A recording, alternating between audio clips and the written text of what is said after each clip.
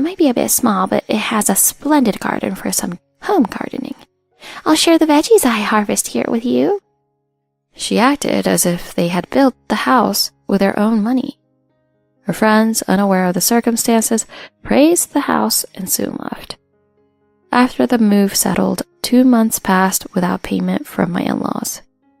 Even when my husband pressed them, "Well, make sure to pay soon," was all they said. However, one day my mother-in-law suddenly told us, "We've decided not to sell our house. Instead, Tyler and his children will live there." And just like that, my mother-in-law openly declared they wouldn't pay. But I wasn't surprised. My husband and I had discussed many times that they probably never intended to pay. "Recently, I realized this house is a bit small for all of us. So, could you move out? My friends want to stay over sometimes, and I want to use the house more freely. Is that okay?" My husband raised his voice. "That's not what we agreed on. Why should we leave our own house?" "Well, you both work, right? So you're hardly home anyway. And you don't have kids, so you can manage elsewhere. Besides, Mona's family is wealthy, right? Get them to build you a new house." I was appalled by her selfishness, and so was my husband. "You haven't paid a single cent of the promised amount. You never intended to pay from the start, did you?" "We decided to let Tyler and his kids live there. What's wrong with giving a house to my own son and lovely grandchildren?" My mother-in-law was starting to get defensive, and we realized we wouldn't get anywhere from this argument. That night we discussed it in our bedroom. "Mom plans to kick us out and take over this house." Seems like it. And it turned out just as my husband said. My mother-in-law's attacks continued, with daily snide remarks and harassment towards me. "If you don't want to be bullied, give up the house." This is what they call the classic mother-in-law problem. I never thought it would happen to me, but experiencing it was more bothersome than I imagined. When we lived in that small apartment, we hardly interacted with them. I was foolish not to foresee this, but with the spirit of fighting back, I came up with a plan. The plan was devised by me, my husband, my parents, and my grandfather.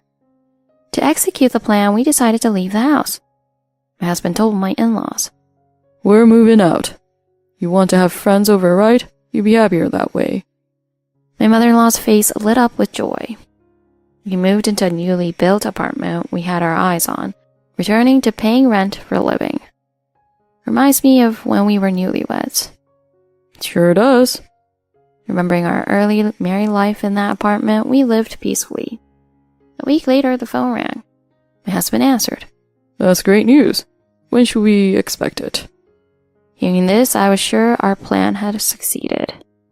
The day after we discussed the plan with my parents and grandfather, we put the house on the market. A buyer was found, and they wanted the house vacated in 3 weeks. We showed the house to acquaintances, colleagues, and others interested, while my in-laws were away. One of the families decided to buy it, which was the news we received. We hired 2 large moving trucks and had movers pack and load everything away quickly. We timed it while my in-laws were at an amusement park with Tyler. It's about when they were probably having fun with that mouse. Since they planned to stay overnight, we prepared in advance. The packing and loading by professionals went smoothly and finished faster than expected. We waited outside the house and my in-laws returned in the evening. Sensing something was off, my mother-in-law anxiously entered the house and screamed, "What is this? What's going on? Where did our things go?" My father-in-law was equally agitated. My husband and I calmly observed from outside, and when they came out, we revealed the truth. My husband said, "Everything is loaded in this truck. The address is on a note on the truck. So go there. It's a bit small, but it's enough for 2 people. Might be tight for hosting friends, though. This house is sold now, so it's someone else's." My in-laws were stunned. "You sold it? It was our house. How could you?" "Our house? The land is in Mona's parents' name, and the house is in our name. We had the right to sell it. You never paid a cent, yet you called it your house? Huh, how shameless." My husband's unexpected words silenced my in-laws. Before we left, my husband added, "We covered everything until now, but you handle unloading. You can afford it, right?" "We can't." "Yes, I know you can. You stole Mona's belongings and sold them, depositing the money in your account." "How did you—" "It doesn't matter. Oh, you don't have to repay that money. Consider it a gift from us as we're cutting ties with you." "Goodbye, and we won't see each other again." My husband declared his estrangement and took my hand, and we left with that. After that, we informed my parents and grandfather of the plan's success, and they were very pleased. Additionally, my grandfather, knowing we were planning to continue living in the rented apartment, said, "Actually, I still have another land left, so I will give it to you. I will also cover half the costs, so go build a new house." 6 months later, we were able to complete our dream house. Although it's a bit far from the city, the air is fresh, the neighbors are kind, and we are very happy. As for my in-laws, we don't know if they went to the designated address. Apparently, they contacted my parents asking for financial assistance. Of course, my parents firmly refused. They told them not to involve themselves with our family anymore.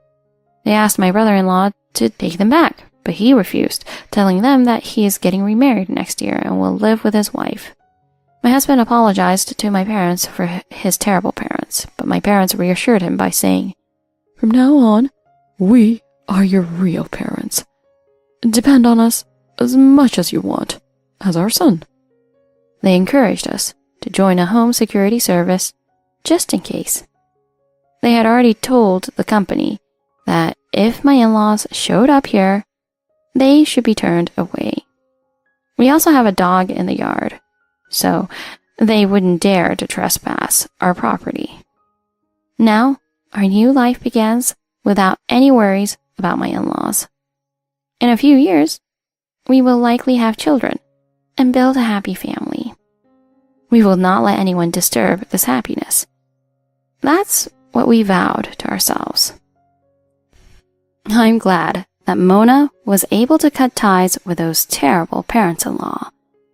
It must have been hard for her husband, but I'm glad he was on Mona's side. Did you enjoy this video? If you enjoyed this video, please give it a like and also subscribe to our channel. See you in the next video.